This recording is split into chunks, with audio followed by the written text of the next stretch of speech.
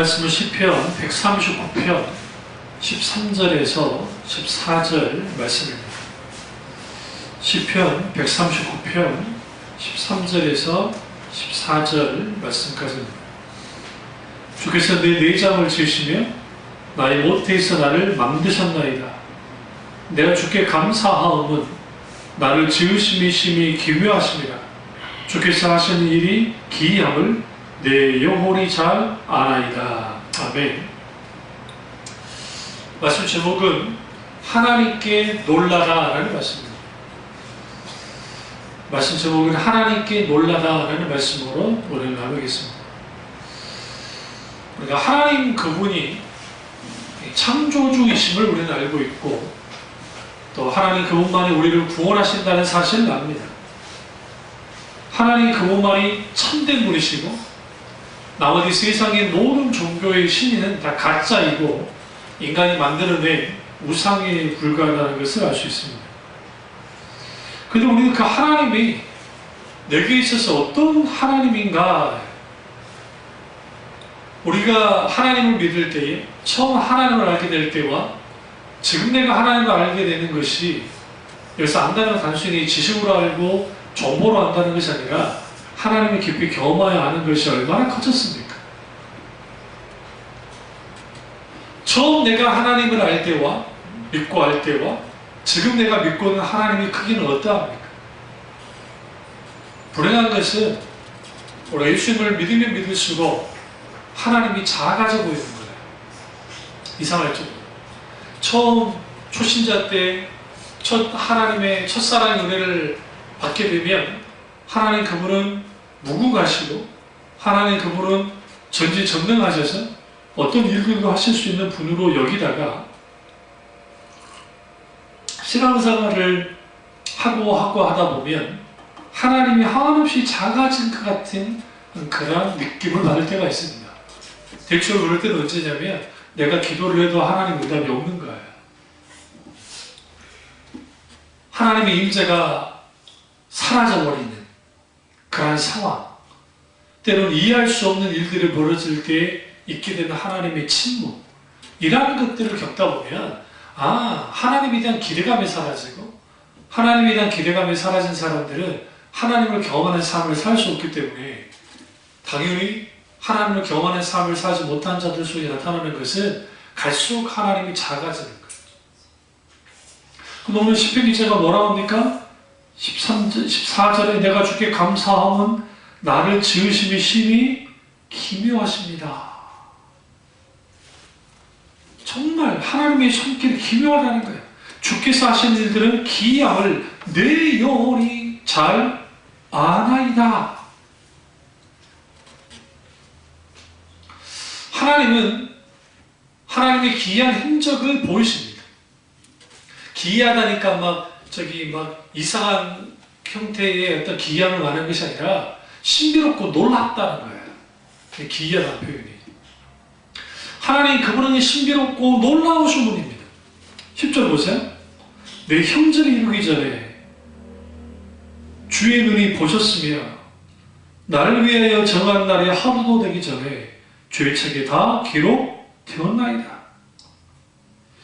하나님이여 주의 생각이 내게 어찌 그리 보배로운지요, 그 수가 어찌 그리 많은지요. 내가 세리고 할지라도 그 수가 모래보다 많도소이다. 내가 깰 때에도 여전히 주와 뭐다고요? 함께 있나이다. 하나님께 놀라야 됩니다. 여기서 놀란다는 것은 어떤 갑자기 깜짝 놀라는 그런 차원이 아니고 하나님의 크고 광대하심과 아름다움 때문에 놀라야 됩니다. 그럼 우리는 얼마만큼 하나님 그분에 대해 놀라보셨습니까? 과거에 하나님이 우리가 생각할 수 없는 방법으로 놀라운 역사를 이해해 주실 때 우리는 하나님께 깜짝깜짝 놀랄 때가 많아요. 문제는 뭐냐면 신앙생활을 하면 할수록 놀랍고 그리고 신비로우신 하나님, 아름다우신 하나님을 경험하면서 성경에서 말하는 크고 광대하신 하나님 그분을 만끽 하며 살면 좋겠는데, 시간이 지나면 지날수록 하나님은 작아지고 하나님에 대한 기대감은 사라지고 하나님에 대한 식상함을 갖는 거예요. 왜 그러냐? 기본적인 거는 죄성을 갖고 있기 때문에 그렇습니다.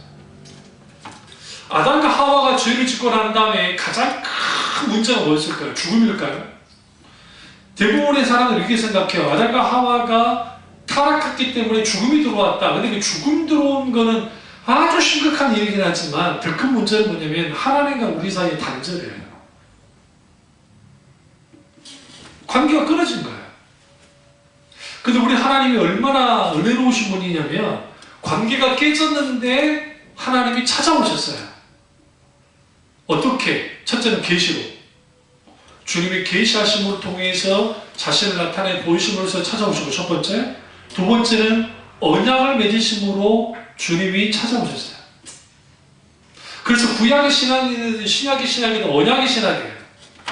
언약이라는 것은 계약이에요. 하나님과 나 사이에 맺는 계약인데 이 계약이 쌍방계약이냐 일반계약이냐 또 달라져요. 아브라함과 맺었던 계약은 일반계약입니다. 하나님이 일방적으로 계약을 맺어줘요. 이게 하나님 은혜예요. 굉장히 중요합니다.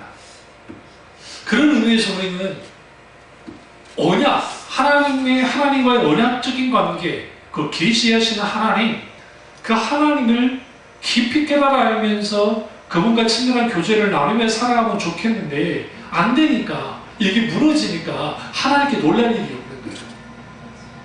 당연히 놀란 적이 없는데 뭐 기대감을 갖겠어요. 그런데 우리 시편 기자가 뭐라 합니까? 내가 깰 때에 여전히 주와 함께 있습니다. 멋지지 않습니까? 근데 오늘 그 읽었던 본문의 13절에서 재밌는 표현이 있잖아요. 주께서 네 장을 지으셨다죠. 나의 모태에서 나를 뭐 하셨나이다? 만드셨나이다. 분명히 아버지와 어머니 사이에서 내가 태어났지만 하나님이 모태에서 나를 만드셨다. 그래서 시편 139편을 보시면 이 말씀이 아주 굉장히 심오해요. 왜 심오하냐면 7절을 보세요. 내가 주의 영을 떠나 어디로 가며 주의 앞에서 어디로 피하리까? 내가 하늘로 올라갈지라도 거기 계시며 수월에 내 자리를 펼쳐라도 거기 계시나이다. 내가 새벽나기를 질 바다 끝에 거주할지라도 거기에도 주의 손이 나를 인도하시며 주의 오른손이 나를 붙드시리이다. 하나님은 어디든지 계시다는 거죠. 어떻게? 함께 계시다는 거예요. 그래서 여러분 우리는 하나님께 놀라야 되는데 그 놀라우신 하나님을 경험하고 누리며 살아가면 좋을 텐데 그렇지 못한 거예요. 왜 그러느냐? 자, 오늘 오전에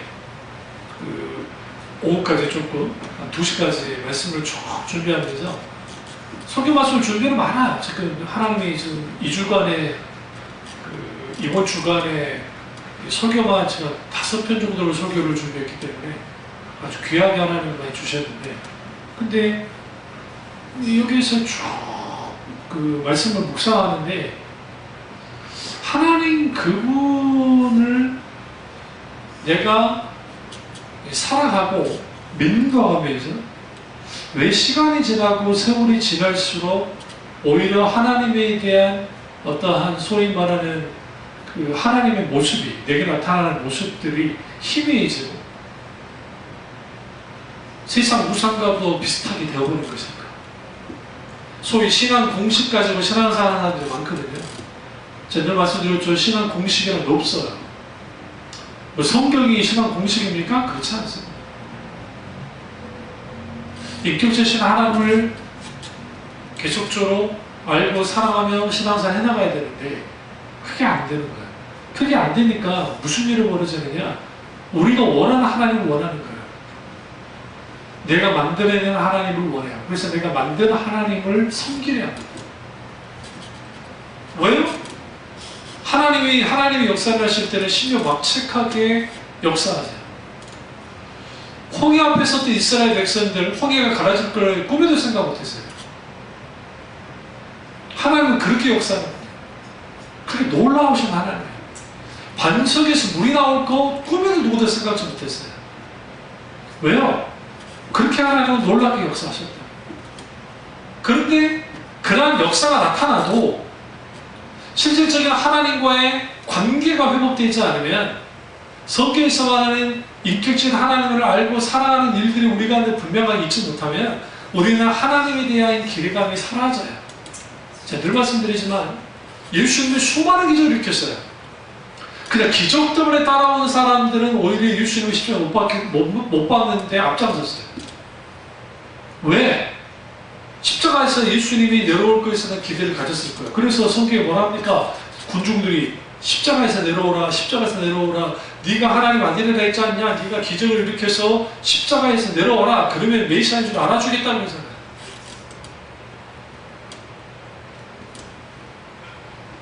하나님의 놀라우심은 어떤 기적만 보는 곳에서는 하나님의 놀라우심이 나타나는 게 아니에요. 하나님의 놀라우심은 성경에서 말하는 인격적인 하나님을 성령의 조명 안에 깊이 깨달아 아는, 경험하여 깨달아 아는 일들이 필요해요. 삶 속에서, 예배 가운데, 봉사하는 속에서, 내 인생 전반에서 그러한 일들이 일어나야 하나님께 대한 놀랍니다.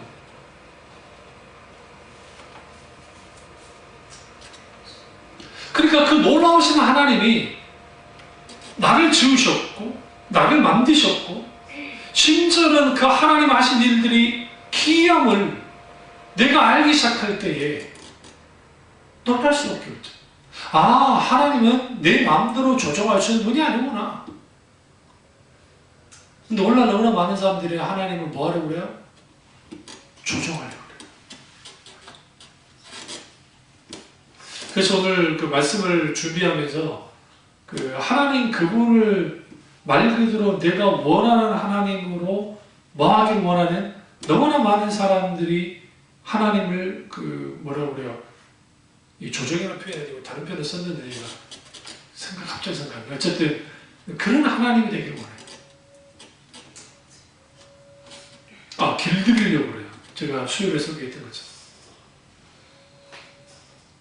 소위 하나님 길들이기를 하려고 해요. 그래, 하나님은 길들여질 거라 생각해요. 왠지 아세요? 하나님을 아는 지식이 무너지면 하나님을 길들일 수 있다고 착각해요. 성경에 그림자가 굉장히 많이 나와요. 그러니까 사사시대를 보세요. 사사시대의 사람들에게서 하나님은 어떤 하나님일까요? 다윗에게 있어서 하나님은 어떤 하나님이고, 사사시대의 사사들이든 어떤 사사들이든 그 시대의 사람들에게 있어서 하나님은 그냥 우상을 이기는 정도 하나님이에요. 사사들이 나타날 때 그들이 전반적으로 크고 놀라신 하나님은 아니었어요, 솔직히. 그러나 다윗에게서 하나님 완전 달라요. 어떻게 다르냐면 누가 하나님을 비교할 수 있냐는 거죠. 천하 만물이 하나님을 비교할 수 있는가? 어떤 신이 비교할 수 있는가? 하나님만이 진정한 왕 중의 왕, 만의 왕. 그래서 시편에 그 왕의 입성시가 생각보다 많아요. 이 왕의 입성시는 하나님이 만왕의 왕으로서 입성하시는 거예요. 뭐가 이런 결과를 나오냐면 우리가 힘들고 어려운 상황, 고통스러운 상황, 어떤 여러 상황이 벌어질 때에 그 하나님의 은혜를 경험하기 시작하고 그 속에서 하나님과 친밀한 교제를 나누면서 매 순간순간 하나님과 동행하는 삶, 하나님 중심적인 삶을 살아가기 시작할 때에 우리는 거기에서 성경에서 말하는 하나님이 어떤 하나님인지를 알기 시작하는 거예요. 내가 떼써서 움직일 수 있는 하나님이 아니에요. 제가 늘 말씀드리지만. 그랬으면 사도 바울이 자기 병 들었을 때 주님께 3번 기도했잖아요. 그 3번 기도했다는 표현이 단순히 3번 기도했다 생각하면 안 돼요. 간절하게 하나님 앞에 기도했단 말이에요. 그런데 하나님의 음성이 들렸잖아요. 네 은혜가 족하다고. 그러니까 바울이 뭐라 합니까? 내가 약함 중에 강하게 된다는 사실을 알았어요. 하나님 말씀 가운데. 이 자체가 놀라운 거예요. 아, 하나님이 바울이라는 인물을 쓸 때에 그를 더 강하게 해서 쓰는 게 아니라 오히려 약하게 해서 더 쓰셨던 거예요.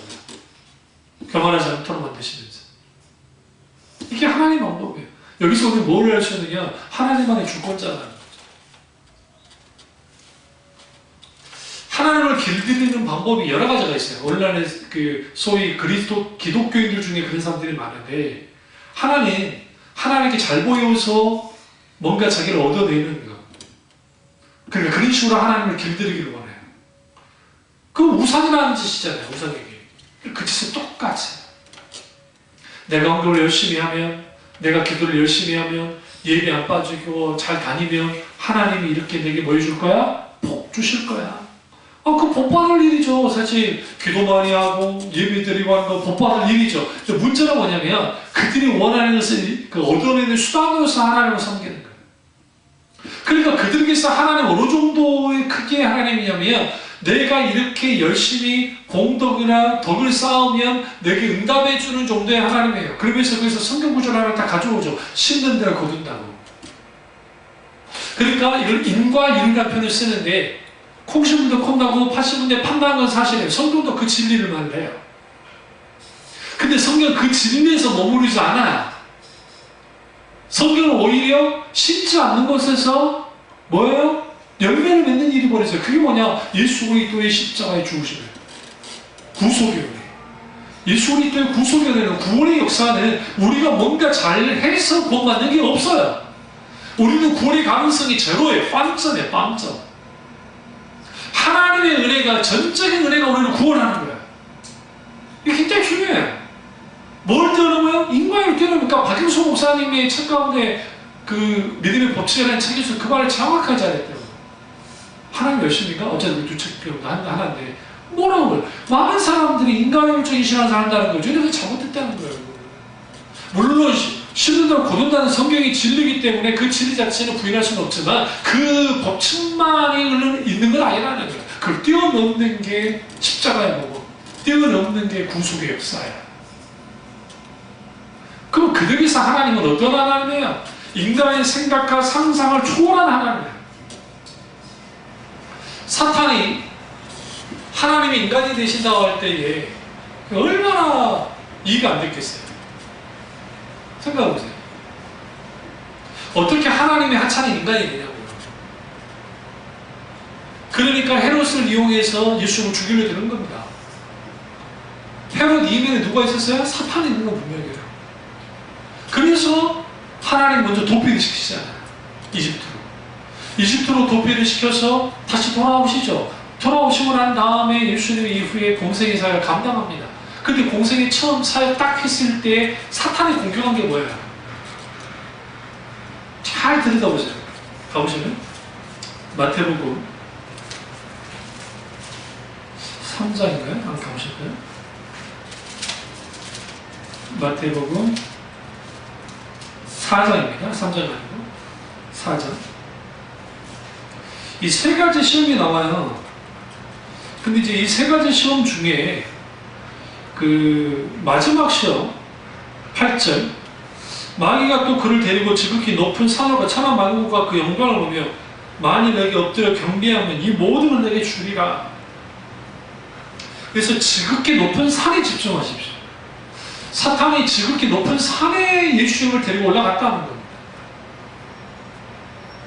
이 말은 무슨 말이에요? 사탄 그 자신이 지극히 높은 존재라는 것을 드러내고 있잖아요. 왜 자기에게 경배하라 했을까요? 네가 하나님을 경배하듯이 나를 경배하라는 거예요. 사탄은 늘 우리에게 이렇게 공격을 하는 거예요. 그래서 세상 것들이 하나님 수준처럼 되게 만드는 거예요. 하나님처럼 사랑하게 하는 예수님의 공생애 속에서 물질과 하나님을 경화해 섬길 수 없단 말 이 말이에요. 사실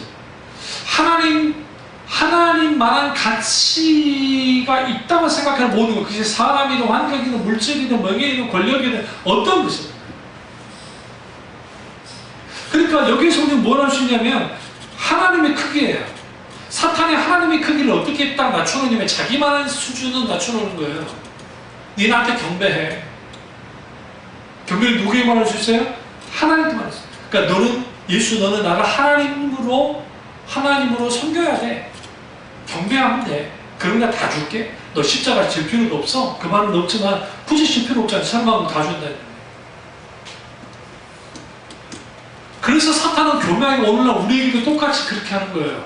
소위 예수 믿지 않는 사람 말하면 또 예수 믿는 사람들 속에서도 하나님의 크기를, 하나님의 가치를 계속 떨어뜨려요. 그래서 하나님이 작아져.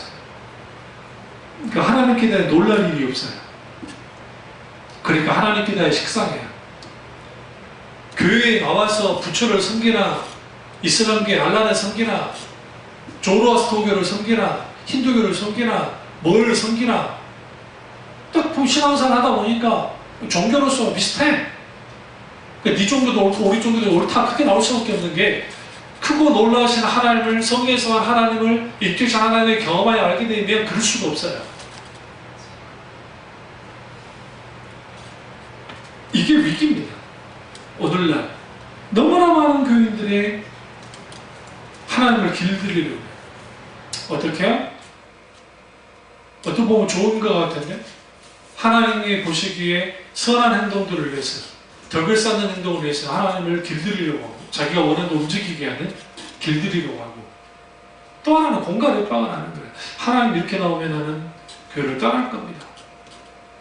이루실 수 있습니까? 내가 얼마나 하나님 관심 못해 있는데 내가 얼마나 하나님께 기도했는데 내 인생이 이렇게 끝나게 하십니까? 그럴 수 있잖아요.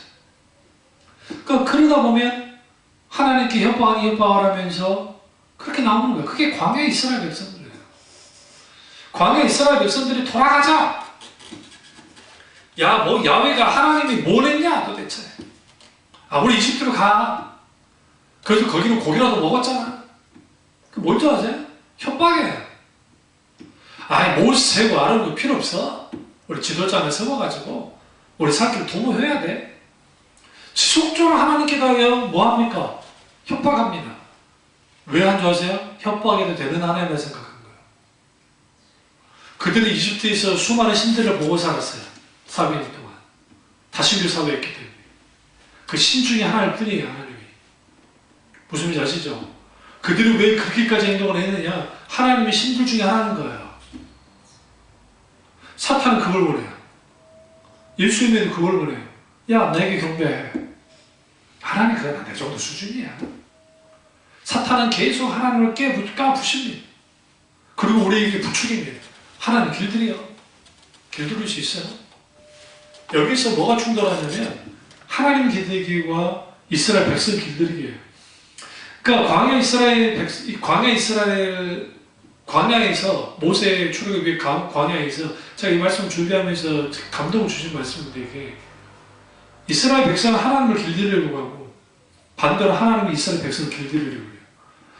쌍방 하나 둘과 충돌을 해요. 근데 길들여지지 않았어요. 애초부터 하나님을 길들일 수 없는 분이니까. 근데 이스라엘 백성들은 목이 고다해서 교만해서 길들여지지 않아요. 그래서 신명기를 쓴 거예요, 모세가. 결국은 이스라엘 백성들이 하나님을 계속적으로 시험하고 대적했다는 것을 신명기에서 쭉 밝히잖아요. 광야 2세대한테. 니네들 어떻게 할래? 우리가 계속 그러잖아. 니네들 어떻게 할래? 나는 하나님 편에 설 거야. 내 가족과 나는 하나님만을 믿을 것이다 하면서 그들에게 하나님 편에 살아갑니다. 다시 말하면 하나님 길들이기를 중단하고 오히려 하나님께 대하여 우리는 뭐 해야 된다? 광야의 훈련을 받고 길들여져야 된다. 이 길들여진다는 의미가 온유와 관계가 있어요. 온유라는 단어가 헬라어 온유라는 단어가 길들여지다 하는 뜻이에요. 여기서 길들여지다는 게 뭐냐면 야생마 있죠, 야생마. 야생마를 이제 말을 탈 수 있도록 길들일 때 그 타서 그걸 길들이는 걸 텐데요. 제가 다큐를 하나 봤었는데 다큐 속에서 몽골에서 그游牧민들이 말을 막 하는데 말을 길들이는 가운데 딱 그 말을 해요. 진짜 거친 말은 반나절 걸리지만 대부분의 1시간에 2시간 정도는 길들여요. 근데 제가 놀란 걸 뭘 놀랐냐면 일단 얘를 잡는 것도 쉽지 않지만 이 안장을 어떻게든 막 해갖고 안장을 딱 해. 왜냐하면 옛날에는 안장을 씌우지도 않았대요. 근데 요즘에는 이제 어떻게든 해갖고 안장을 막 씌우는데 못 씌워요. 막 날뛰니까. 씌워지면 정말 청년 하나가 금이 탁 올라가 버려요. 그건 막 떨어뜨리려고 난리를 칩니다. 근데 더 놀라운 거는 안 떨어져요. 위에서. 길들이. 그렇지 말죠. 우리나라 제작진이 그걸 찍었는데 2시간 지나니까 온순해졌어요. 그 말이 아니에요. 조금 전에 2시간 전에 봤던 말이 아니에요. 이게 길들여집니다. 하나님에 의해서 우리가 길들여져야지 우리가 하나님을 길들이려면 안 된다고. 근데 그 왜 그러느냐? 하나님을 길들일 수 있다고 생각한 거예요. 그리고 어떤 그 세계 여행 무슨 그 보여주는 종편 프로그램이 하나 있는데 그게 그 방글라데시인가 인도일 거예요. 방글라데시인데 1,000,000명이 한 도시 지역으로 모여오는 거예요. 사람들이 막 기차 타고 막 이슬람교도들이 이 사람들. 원래 방글라데시는 힌두교인데 이 사람들이 이제 이슬람 교도들인데 와가지고 막 자리를 잡아요. 여자들은 이제 거기 못 들어가게 하니까 기도하는 장소에 못 들어가게 하니까 이제 뭐 다른데 다른 집들 옥상에 가기도 하고 거기서 이제 지켜보는데 딱 10분 기도하고 다 흩어지는 거예요. 그 이제 인터뷰를 해서 우리나라 인터뷰 당신 왜 세상에 이게 먼 데까지 어떻게 왔냐 하니까 뭐 공통적인 답이 뭐냐면 가족의 행복과 건강을 위해서 기도하라고 한다.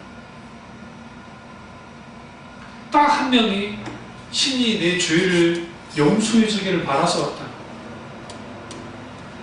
근데 대부분 공통점은 뭐냐면 신이 내게 복 주고 화가 임하지 않고 행복과 안전을 보장해 주기를 바라서 왔다는 거예요. 그리고 다른 때에는 기도를 좀 오래 하는데 이번에는 10분밖에 안 했다는 거예요. 10분 끝나고 사람들이 다 일어나서 우르르 가버려. 뭔가 이제 우리나라 제작진이 가서 딱 한 사람 잡아다 물었죠. 아니 딱 10분 기도하라고 하냐. 아까 10분 기도 괜찮다. 왜? 우리 정성이 있어요. 신이 이 정성을 봤을 테니까. 그걸 통해서 우리에게 뭘 거나? 복 줄 거다.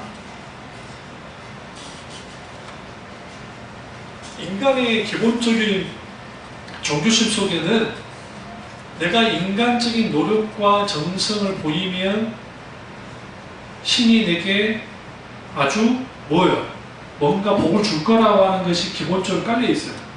이건 우리나라 민족이 더 강해요. 우리나라 민족은 정한수라도 떠나서 정성을 보였던 민족이에요.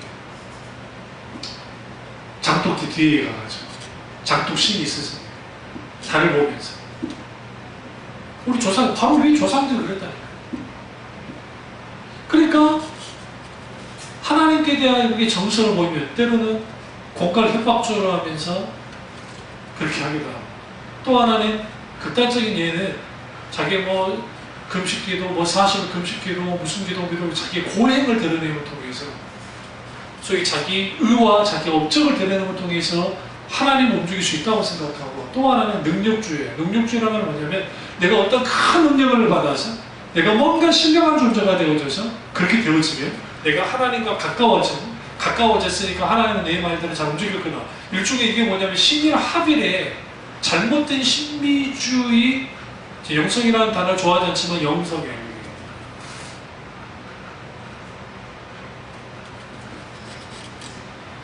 이거를 개혁주의자들이 경계했어요. 카톨릭 신도들은 자기들이 하나님 신과 이렇게 맞닿아 있다 생각해요. 자기들만. 근데 한국교회는 어떻게 됐습니까? 오늘날 큰 목사, 작은 목사, 큰 목회, 작은 목회, 성공한 목사, 성공하지 못한 목사, 이분적으로 다 나눠가지고 소위 말하는 자기들이 아주 신령한 존재인 것처럼 하는 사람들이 많아요. 특히 은사주의자들 속에서. 신령함은 하나님을 가까이 하는 자들 속에 있게 되는 거예요. 여기서 신령하다는 게 영적으로 봐야 돼요. 영적인 측면에서 하나님과 깨이는데, 근데 이러한 것들이 종종 하나님을 향한 성계성을 하나님 왜곡시켜버리면 하나님으로 인해서 놀라고 감격할 일이 없어지는 거야. 그럼 그 영광을 누가 탈취하느냐? 사람이 탈취하는 거야. 저기 보십시오, 천사가 날아다닙니다. 저기 보십시오, 뭐가 일어납니다. 여기에 무슨 환상이 일어나고 사람 난리가 나긴 하는데 정작 하나님의 영광 받지 않아요. 말은 하나님께 영광하지만 사람에게 영광을 다 가져가는 거예요. 그리고 마치 그 목사가 그래서 하나님이 된 거죠. 어떤 목사님 하셨던 말처럼 오늘날 소위 카리스마를 주장하는 목사들은 크게 이단들과 다를 바가 없다고 추종하는 것들을. 이게요, 이단도 아닌데도 불구하고 그런 현상이 교회 안에 일어난다. 왠지 아세요? 하나님 몰라도 너무 몰랐어요.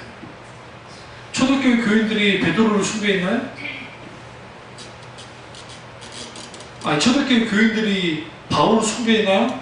아니요. 바울도 그렇고 사도 베드로도 그렇고 뭐라요? 우리는 너희와 똑같은 자라고 그러잖아요. 기적의 현장 속에서 놀란 하나님의 빌립보 지역에서 강력한 성령의 놀라운 역사가 나타낼 때에서 어떤 역사가 나타내는 바울이 그러잖아요. 늘 우리는 우리가 성정이 너희와 같다고. 엘리야도 성정이 같은 자였다. 똑같다는 거예요. 다른 점은 뭐냐면 하나님께 민감함 속에서 주님이 나를 들어 쓰시고 함께 하신다는 거죠. 어느 시점에. 늘 그러냐? 그렇지는 않다는 거예요. 그 속에는 날마다 하나님과 친밀한 교조 속에 있어야 돼요.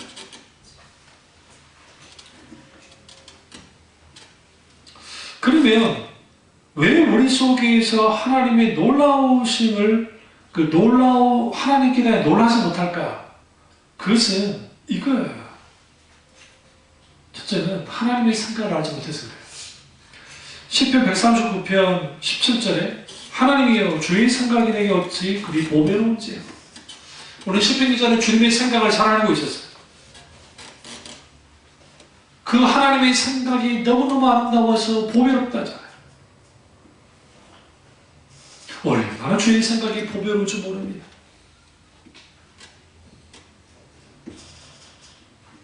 우리가 하나님과의 관계 속에서 하나님의 생각을 안다는 거, 하나님 마음을 안다는 거, 이거만큼 중요한 게 없어요. 다시 말하면 하나님의 본심을 알아야 하나님을 바로 알 수 있어요. 왜 하나님에게 고난을, 고통을, 문제를, 역경을 허용하셨을까? 때로는 이해되지 않는 그런 속에서 우리는 뭘 발견하게 돼요? 우리는 그 속에서 하나님의 참모습을 발견하게 돼요. 그게 놀란다는 거예요. 어떻게 하나님이 저 같은 자를 이렇게까지 사랑해 주십니까? 시편 기자의 그 고백처 주의 손가락으로 만드신 하늘과 별을 보오니 그것이 있잖아요. 사람이 무엇을 하든 이렇게까지 생각하시고 주께서 나를 이렇게 권고해 주시고 돌보아 주십니까? 여호와 우리 주여 주의 이름이 hontan이 어찌 그리 아름답습니까? 아름다운지요. 그러니까 하나님의 그분에 대한 아름다움, 그 아는 것은 우리가 하나님 마음을, 하나님의 생각을 알 때가 아니에요. 그러니까 하나님의 생각을 왜 몰라요? 하나님 말씀을 가까이 하지 않으니까 그래요. 하나님 말씀을 가까이 하고 깊이 그 말씀을 들어야 돼요. 지금 선포되는 설교 말씀도 들어야 되고 기록된 성경 말씀도 읽어야 돼요. 거기로부터 뭐가 있게 되어지냐면 우리가 말하고 있는 실질적인 뭐예요? 하나님 그분을 내가 깊이 알기 때문에 놀랄 수밖에 없어요.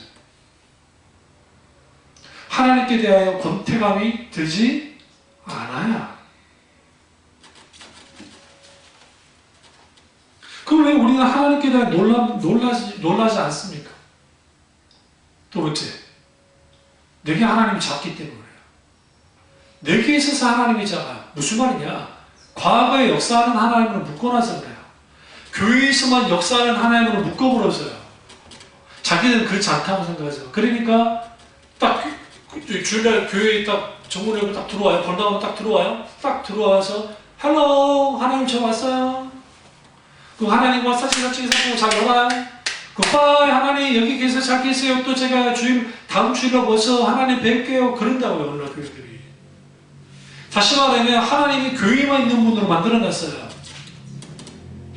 그래서 교회에서는 아주 신앙생활을 잘하는 것 같아요. 그리고 교회에서는 하나님을 경험할 수 있는 것 같아요. 근데 문제는 뭐냐면 과거에는 하나님의 은혜가 있었기 때문에 교회에 하나님 경험이 많았는데 영적 체험도 많았고 오늘날 그런 것들이 적어지니까 뭐가 그러면 그것을 대체하기 시작했느냐? 그게 감정 노름이에요. 사람들의 분위기, 그들이 갖고 있는 감정의 정서들을 건드려서 설교이든 그리고 그 찬양 콘티, 그러니까 찬양을 어떤 찬양을 할까 했더니 다 감정적인 찬양들, 그리고 보여주는 눈에 보이는 어떤 영상들, 그리고 조명, 그 뒤에 있는 그 수많은 악기와 서라운드, 그리고 거기에 있는 사람들, 뭐 성가대, 성가대, 그리고 그런 걸 가지고 눈에 보여주는 것을 가지고 한단 말이에요. 그러니까 사람들이 딱 들어오면 거기에서 그 장치가 그대로 내가 그게 은혜 받고 있다고 생각하는 그 분위기가 마치 내가 은혜 안에 있는 것 같은 착각들이 이렇게 해요. 근데 정작 살아서 역사하신 인격되신 하나님을 개인적으로 만나는 일들이 거의 없어요. 있을 수도 있잖아요. 그 하나님 경험이 없어지면 하나님은 작아져요. 하나님을 어디다 가둬요? 내 생각에, 내 정서에, 내 관념에 하나님을 가둬버린 거예요. 과거의 역사는 하나님, 성경 시대에만 역사는 하나님. 이게 이원론이거든. 그 이신론이거든.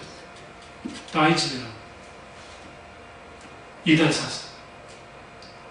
하나님이 세상 만물을 창조하시고 창조 질서대로 놔두고 더 이상 이 세상을 개입하지 않는다고 생각합니다. 그러니까 삶의 현장에서 하나님을 경험한 적이 없는데 하나님이 클 리가 없죠. 놀랄 일이 없잖아요. 그러니까 필요한 게 간증이에요. 왜 한국교회만 그렇게 간증이 열풍을 하느냐. 유명인들 와서 간증해주면 내가 경험하지 못했던 하나님 내가 간증 경험하는 것 같아요. 나도 지켜야 해야지. 그러면 주로 그들의 간증이라는 게 죽을 병에 걸렸다가 다시 살아나는 간증, 사업이 망했는데 다시 회복하는 간증, 기타 여러 가지 쫙 귀하다고 생각해요. 그리고 아주 소중합니다. 근데 문제는 뭐냐면 그 간증들 속에서 이게 이후에 어떻게 돼요? 계속적으로 뻥튀기 돼요.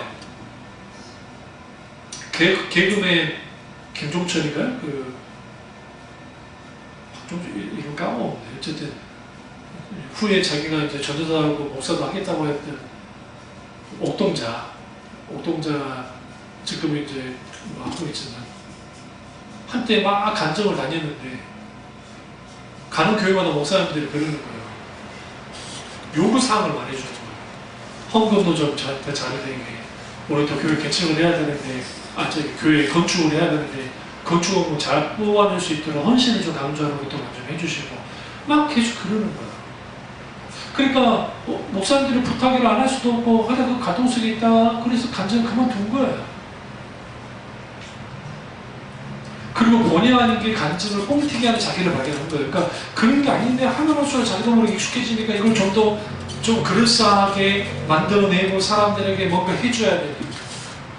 그러니까 마치 그들 간증 속에 있는 하나님은 큰 것 같아. 근데 사실 내게는 하나님은 아주 작거든. 그 대리 만족을 시키고, 그래서 그렇게라도 해서 하나님을 찾으라는 거죠. 그렇게 찾아서 하나님을, 거기서 하나님을 놀라고 죽겠는데 그게 안 된다고요. 왜? 개인의 경건생활이 없는 사람이 살아서 역사하는 하나님을 경험한다는 걸 불가능해요. 교회에서 아무리 하나님이 강한 역사가 나타나도 그 집회 속에서 성령 역사가 나타나는 순간일 뿐이에요. 그 시점. 그 이후의 삶 속에서 하나님의 개인의 경건생활들이 이어져야죠. 말씀과 성령이 조화가. 그래야 하나님께 대한 놀라요. 하나님을 깊이 경험하니까. 삶 속에서. 때로는 내가 스쳐 지나가는 속에서도 하나님 우리가 있다는 걸 깨달아 할 때가 있어요.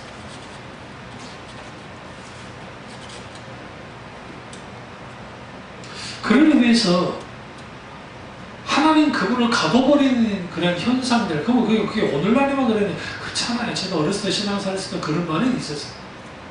교회 안에서는 뜨거워요. 근데 교회 밖에서는 똑같아요. 세상사. 이게 이원론적인 신앙이라고 합니다. 교회 안에서는 신자인데 교회 밖에서는 세상 사람이에요. 근데 오늘날에는 이제는 이것도 무너져가지고 그러니까 교회 안에서도 세상 사람이고 교회 밖에서도 세상 사람이에요.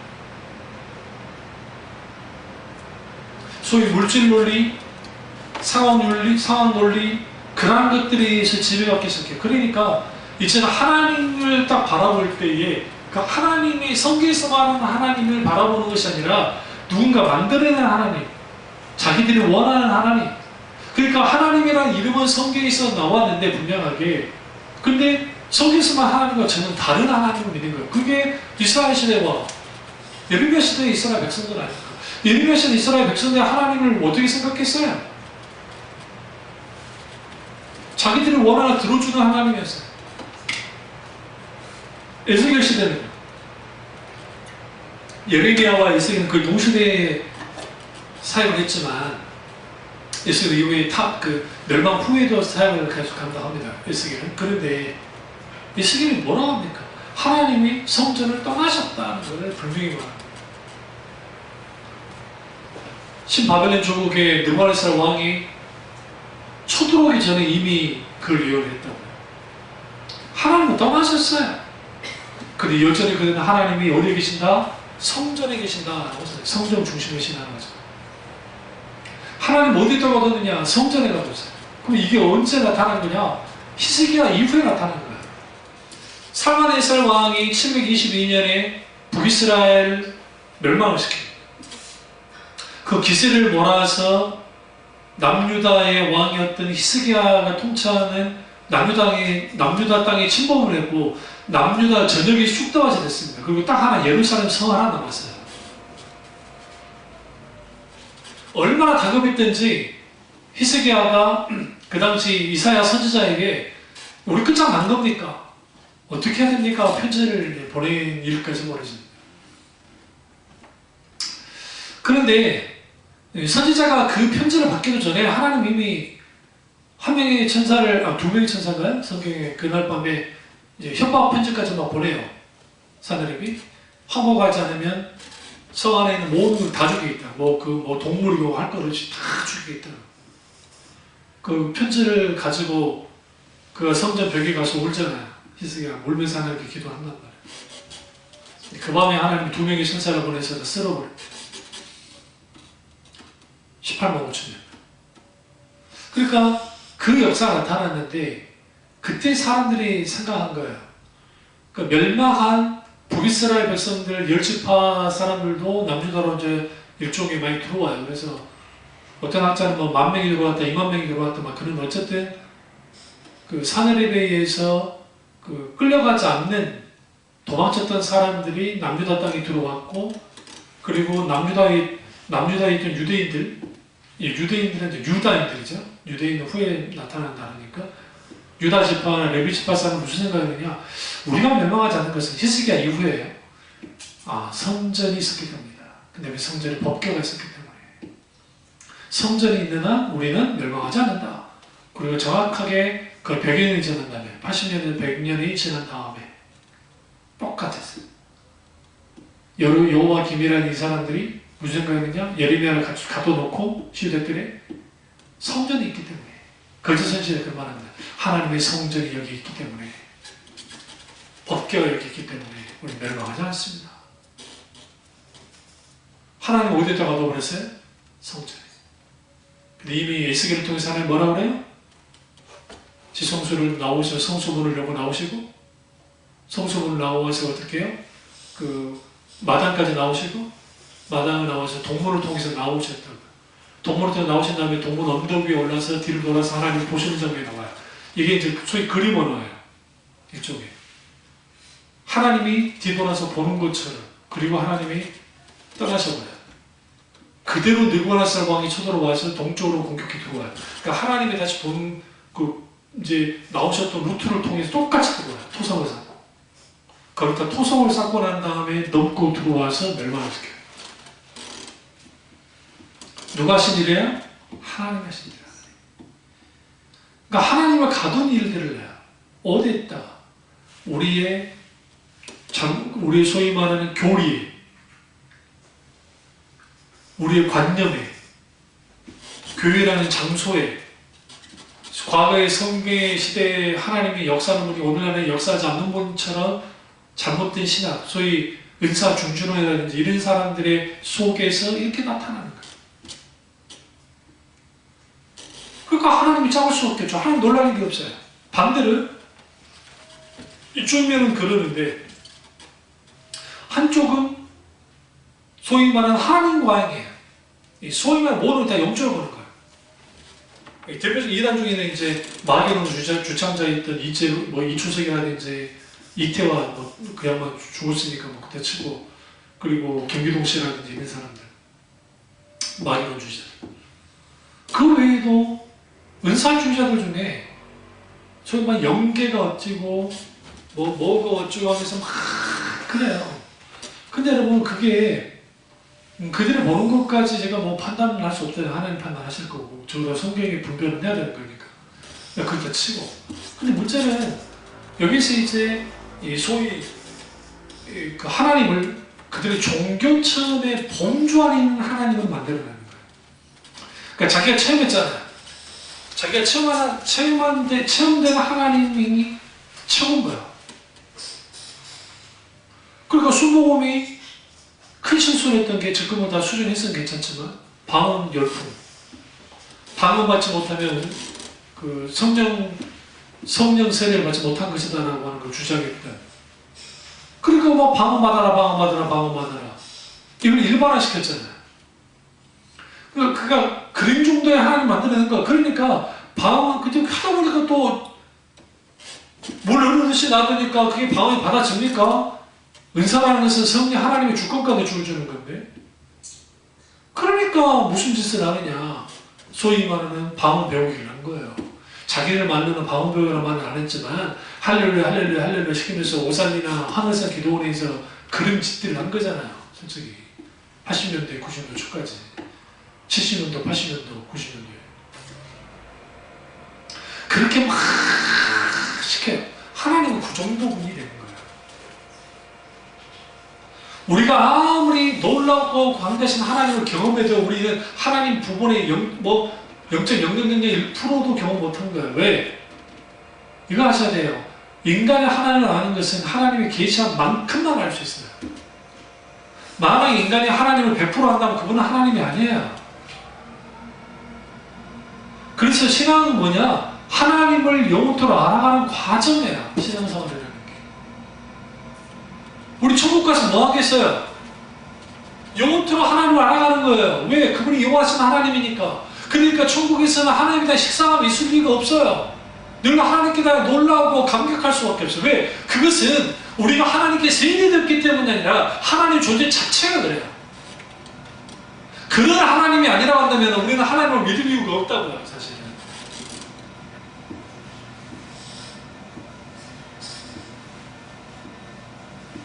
페이스 앤 워크라고 하는 신앙과 일이라는 그 설교를 제가 이제 다다음 주에 할 겁니다. 근데 거기에서도 우리 천국에서 뭐 할까요? 우리 이렇게 생각해요. 천국 가면 우리는 아무것도 하지 않고 그냥 찬양만 하고 막 그렇게 살 거다. 그렇게 생각하지 않아요. 하나님께 주시는, 하나님 우리를 향해서 주시는 거룩한 직무들, 거룩한 소원, 높으신 부르심이 있잖아요. 이 땅에서도 하나님 부르심이 있었고, 우리는 그 부르심의 소명과 사명 속에서 우리가 예수님으로 말미암아 구원을 받아요. 영원한 소망을 가지고 충국적인 순국의 삶을 살아요. 우리는 거룩한 봉사의 직무를 하나님께 할 겁니다.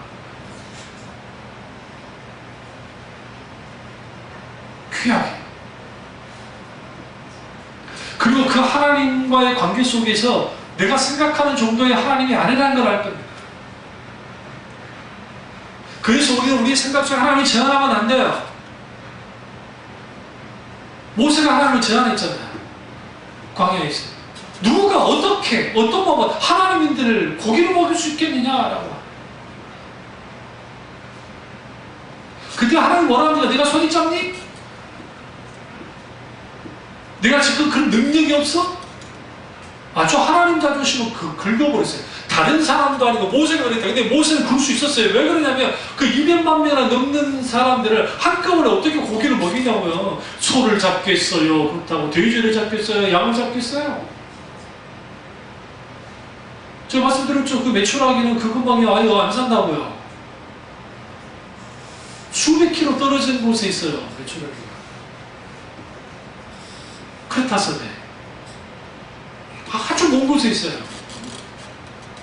1000km쯤 될걸요, 아마. 근데 근데 하나님이 그 바람을 불어서 그 마음을 어떻게 합니까? 그냥 확 쏟아버리잖아요. 근데 그 사람들 보세요. 고기 생겨 더 좋다고 털 탁 벗겨가지고 그 고기를 구워가지고 입에 딱 있는데 입에 딱 넣고 이사에 딱 하기 전에 하나님이 쳐버리잖아요. 무슨 말씀인지 아세요? 하나님을 제한시키고 크신 하나님을 그저 그런 하나님으로 여겼던 자들이 결과물이 나타나니까 뭔가 자기들이 원함을 얻게 되니까 하나님께 대한 죄송한 마음도 없고 회개하는 마음도 없고 뭐도 없이 자기 배속만 채우면 돼요. 그게 오늘날의 하나님을 향한 하나님을 이용하려고 하는 하나님을 제한시키는 자들의 신앙 형태예요. 거기서 하나님을 길들이는 거예요. 하나님의 길들이기. 당연히 하나님께 대해 놀라잖아요. 오히려 그런 일을 놀라야죠. 그리고 거기 뭐가 있냐, 마땅히 회개가 일어났어야 돼. 하나님, 우리가 믿음이 없었습니다. 어떻게 이러한 위대한 일들을, 이러한 놀라운 일들을 이루십니까? 하나님, 우리가 뭐길래 이렇게까지 하시나요? 시편 기자가 그렇게 고백했던 거죠. 고백을 해야 되는데 그들은 그러지 않았어요. 왜? 하나님을 어떻게 했어요? 그들이 있으세요. 하나님은 광야에 이스라엘 백성의 하나님은 그 하나님도 광야에 갇혀 있는 분이에요. 우리가 조심해야 될 게, 내가 내 상황과 환경과 여건이 안 좋다고 해서 하나님도 거기 갇혀 있다고 생각한다고요. 그러니까 하나님에게 도움이 안 되는 분 같아. 사탄은 그렇게 만드는 우리에게. 그러니까 성경에 말하는 게 히브리서 기자가 하나님 믿는 하나님의 자녀들은 우겨 쌓이지 않는다고. 사망, 팔랑, 우겨서도 우겨 쌓이지 않는다. 그 이유는 뭐예요? 조은교 목사님이 그 설교할 때 제가 정말 은혜를 받았었는데, 그거예요. 어렸을 때 제가 그 설교 들었을 때. 하늘이 열려있지 않는다. 하늘, 누가 계시는? 하나님이 계시지 않는다. 하늘에 하나님이 있다 할 때에, 우리가 주기도문에서 하늘에 계신 우리 아버지 할 때 하늘이라는 것은 우리가 눈에 보이는 하늘만을 말하는 게 아니에요. 그 하늘은 우라노스라고 하는 헬라어, 하늘은 문자적으로는 하늘이지만 하늘은 높고 크고 광대한 의미를 갖고 있어요. 높고 크고 광대하신 하나님을 내가 바라볼 수 있다는 거, 바라봐야 된다는 거, 의지한다는 거, 거기에부터 뭐가 있나요? 놀랄 수밖에 없죠. 놀라는 거예요. 내가 믿는 하나님, 이런 하나님. 근데 문제는 팀 켈리 목사님이 아주 석학인 사회자, 그러니까 카톨릭 학교를 나왔고, 그리고 미국의 아주 좋은 대학을 나와서 아주 유명한 그 철학자이자 사상가인 사람과 대담하는 걸 제가 오늘 아침에 들었는데, 그 사람이 원래 카톨릭 재단에서 있다가 무신론자가 된 거예요. 철자 무신론자가 돼서. 홀로코스트, 유대인들이 600만 명이 죽었을 때 하나님 뭐 있냐는 거야.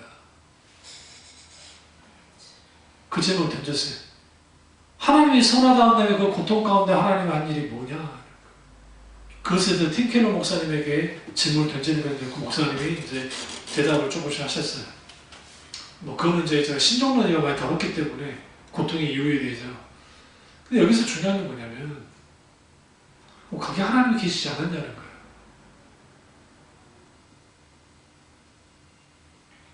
계셨어요. 무엇으로? 아들을 기꺼이 내어줬던, 아들의 고통을 내어줬던 그 하나님이 그들과 함께 하셨습니다. 그러니까 그 사람, 히틀러의 명령에서 600만을 죽였을 때 그 하나님이 그렇게 활동한 겁니까? 그거 아니에요. 인간 악한 분들, 인간을 만드는 시스템, 인간의 죄악성이. 그리고 왜 하나님은 그걸 허용하셨을까? 인간의 그 악함이 적나라하게 드러나는 거예요. 결국은 히틀러가 승리했습니까? 그렇지 않잖아요. 일본 놈들이 승리했나요? 그렇지 않잖아요.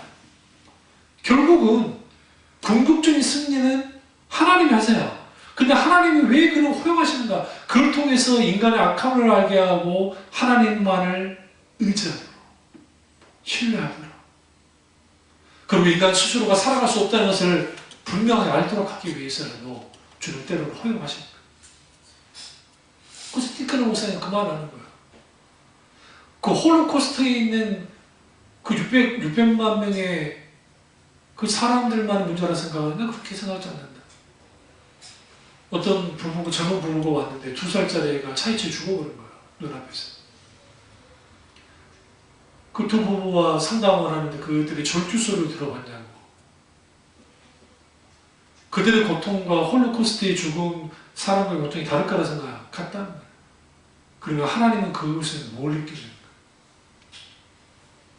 거예요? 여기는 이제 여러 말 하지 않으시더라고요. 다른 주제가 많아서 했는데, 거기서 우리는 뭘 봐야 되냐면, 하나님의 본심을 알아야 돼요. 그 말씀이라고 하는 거예요.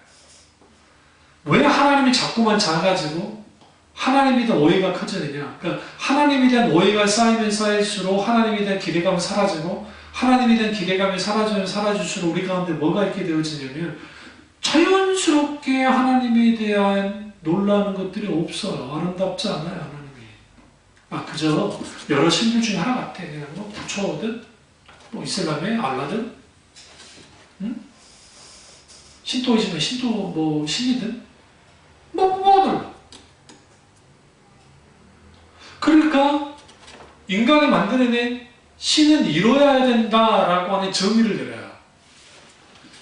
적어도 신은 인간에게 생사화복을 주관하되 복을 주고 정말 진정한 복락과 안식을 누리도록 해야 된다. 그럼 예수님이 이 땅에 와서 그렇게 하셨냐고요. 수고하고 무거운 짐진 자 다 내게로 내가 너를 쉬게 하리라고 하셨어요. 우리 그걸로 끝나고 그러잖아요. 내 짐은 가볍다고 하시면서 내 짐을 져라 라고 하잖아요. 내 멍에를 메고 내 짐을 져라.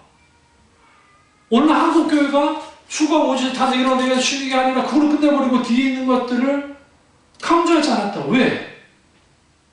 예수 믿으면 복 받고 예수 만사형을 통합니까? 아니, 안 된 사람 많잖아요. 오늘 예수님은 고난에 나로 인해 핍박받는 자가 복이 있다 주는 말씀하시죠. 예수님이. 그러니까 우리는 여기서 뭐가 충돌하냐면 성경의 가치관과 세상 가치관이 충돌해요. 그거 당연히 여기에 하나님을 보는 눈이 달라요. 아브라함이 하나님을 보는 눈과 에서가 하나님을 보는 눈이 달라요. 아브라함에게 있어서는 아들 이삭을 내어줘도 아깝지 않는 하나님이에요. 에서에게 있어서는 아버지 재산 조금이라도 야곱이 가져간 것을 눈꼴 살아서 못 보는 존재예요. 자기 마음대로 살았잖아요. 그가 화가 나는 것은 축복기도 하나님이 내게 아버지가 주는 그 축복기도 그 자체가 중요한 게 아니라 그 내용이었어요. 복 받는 내용. 내게 잘 된다고 하는 내용을 못 받는 게 싫었다고요. 그 축복은 뭐예요? 하나님이 그게 축복 복을 주시니까 하나님의 관심이 전혀 없어요. 야곱도 마찬가지고 솔직히 실제로. 그러나 이후에 야곱을 보세요.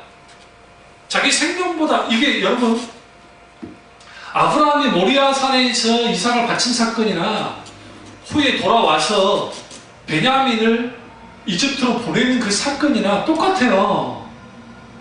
우리는 다를 거라 생각하는데 이렇게 말하잖아요. 내 아들을 잃으면 잃을 거다. 여기서 잃는다는 게 죽어도 죽는다는 거예요. 내 아들이 죽어도 나는 괜찮다. 왜? 하나님 때문이라고.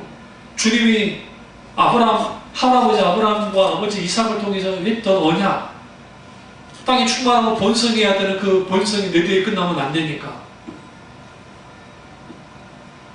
베냐민을 죽여서라도 야곱 족속이 살아남기를 원한다라고 사람이 보였잖아요. 그러니까 성경이 갑자기 야곱이 하다가 그 말씀 지나고 갑자기 이스라엘이라고 나온 거예요. 갑자기. 이스라엘의 이름을 가진 언제예요? 야곱강에 있어요. 그것도 몇 년 전에, 10몇 년 전에 있었던 그 사건이 있었는데 10몇 년이 지나고 난 아니죠. 10몇 년이 아니라 거의 20년 이상 되어지는 그 사건이 지나고 난 다음에 비로소 이스라엘이 된 거예요. 야곱에서 하나님 어떤 하나님이에요? 내 사랑하는 자식 베냐민을 잃어도 되는 그 정도의 가치는 하나님이었어요. 큰 하나님이에요. 그러니까 야곱이 전생에 하나님을 길들이는데 하나님을 자기 마음대로 움직이게 하는데 늘 했던 사람이에요. 그러나 마지막 하나님이 그 고난을 통해서 고통을 속에서 그가 바로 하나님께 서게 만들어요. 여기서 우리는 뭘 알게 되겠냐면 우리가 그토록 불안해하고 염려하는 것들이 많아요. 그래서 우리는 뭘 봐야 돼? 내가 어떤 하나님을 믿고 있는가? 내게서 하나님은 놀라운 하나님인가? 아름다운 하나님인가? 크고 광대하신 하나님인가? 내게 친밀히 다가오신 하나님인가? 아니면 어디인가 갇혀있는 하나님? 생명은 정말 도구마에 갇혀있든 아니면 기타 등등 여러 가지 갇혀있는 하나님인가? 오늘 이 밤에 이 부분을 참 깊이 묵상해서 우리가 믿는 그 하나님 살아서 역사하는 그 하나님, 그 하나님께 놀라운 일들이 우리 삶 속에 자주 있기를 주님으로 축원합니다. 기도하겠습니다. 기도하실 때 오늘 이 말씀이 나의 말씀이죠.